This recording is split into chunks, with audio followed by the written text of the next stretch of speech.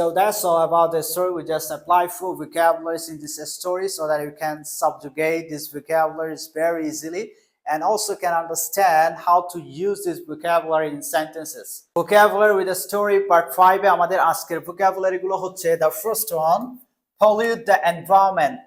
Pollute the environment, that means পরিবেশ দূষণ করা। Pollute দূষণ করা, the environment পরিবেশ।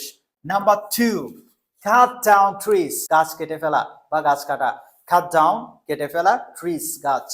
Okay. Number 3 protect nature. Protect nature, প্রকৃতিকে রক্ষা করা বা প্রকৃতিকে বাঁচানো। Protect, রক্ষা করা, nature, প্রকৃতি। Okay. Number 5 save our future. Save our future, that means আমাদের ভবিষ্যৎকে বাঁচানো। ওকে, এখন এই চারটা vocabulary আমরা এই শর্ট স্টোরিতে অ্যাপ্লাই করেছি। এর মাধ্যমে আমরা vocabulary গুলো আয়ত্ত করতে পারবো এবং vocabulary গুলোর অ্যাপ্লাইটা কিভাবে করেছি বাক্যে সেটাও বুঝতে পারবো। So let's get started. প্রথমে আমরা বাক্যটা পড়ি, আমরা প্রতিদিন পরিবেশ দূষণ করি এবং গাছ কাটি। ওকে, এখানে প্রথমে সাবজেক্ট লিখবো আমরা, আমরা দ্যাট মিন্স উই। তারপর এখানে মূলত ভার্ব হচ্ছে দূষণ করা। আমরা একটা ফ্রেজ লিখেছি পরিবেশ দূষণ করা, that means pollute the environment. পরিবেশ দূষণ করা অর্থ কি? pollute the environment. Pollute the environment. Okay, we pollute the environment প্রতিদিন, every day. Every day. Okay, we pollute the environment every day. আমরা প্রতিদিন পরিবেশ দূষিত করি।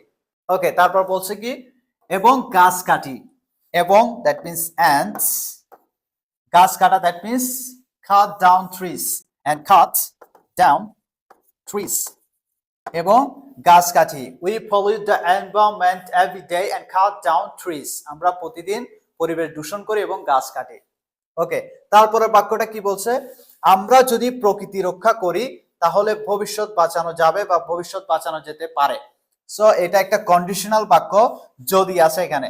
সো আমরা প্রথমে ইফ লিখব, তারপরে সাবজেক্ট আমরা উই। ওকে, যদি আমরা if we protect nature,